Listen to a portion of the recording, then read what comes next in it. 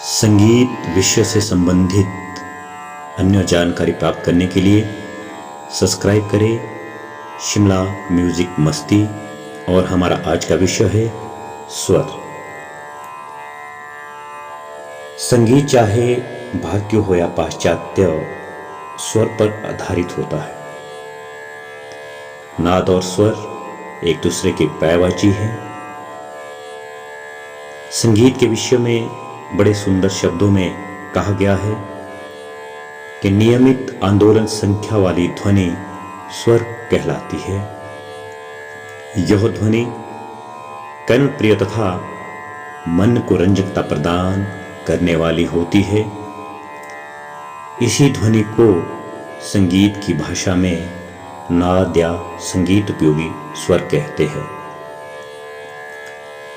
समय समय पर विद्वानों ने संगीत को अनेक रूपों में परिभाषित किया है, जिनमें से पंडित अहोबल के विचारानुसार जो स्वर अपने आप ही सुनने वालों के चित्त को आकर्षित करे वो स्वर कहलाता है।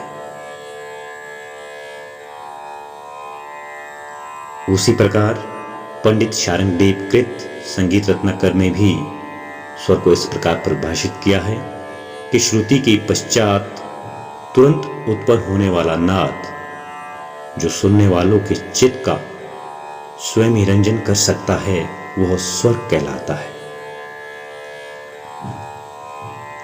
इससे स्पष्ट होता है कि स्वर वह संगीत उपयोगी नाद है जो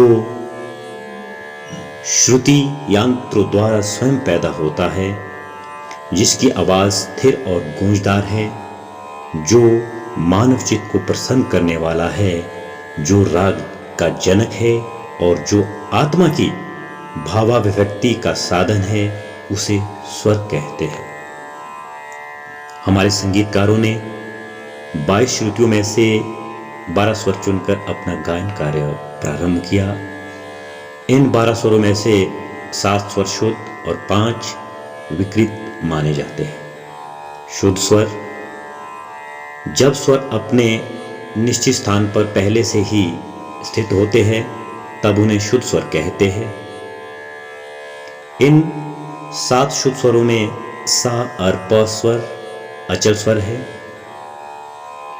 ये 2 स्वर अपने नियत स्थान से कभी नहीं हटते, अर्थात इनके 2 रूप शुद्ध और विकृत नहीं होते हैं।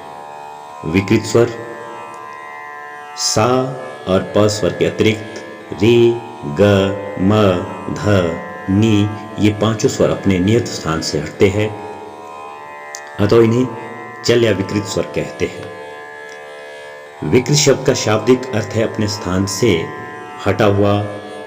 अतः जब रे, ग, ध, नी शुद्ध स्वरों को उनके नियत स्थान से ऊंचा या नीचा किया जाता है तब उन स्वरों को विकृत स्वर कहा जाता है।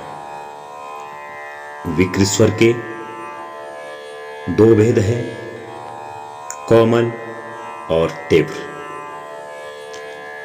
किसी स्वर की नियत आवाज को नीचे उतारने पर वह स्वर कोमल विकृत कहलाता है और अपने नियत स्थान से ऊंचा करने पर वह तीव्र स्वर कहलाता है। ये संगीत में स्वरों की पहचान।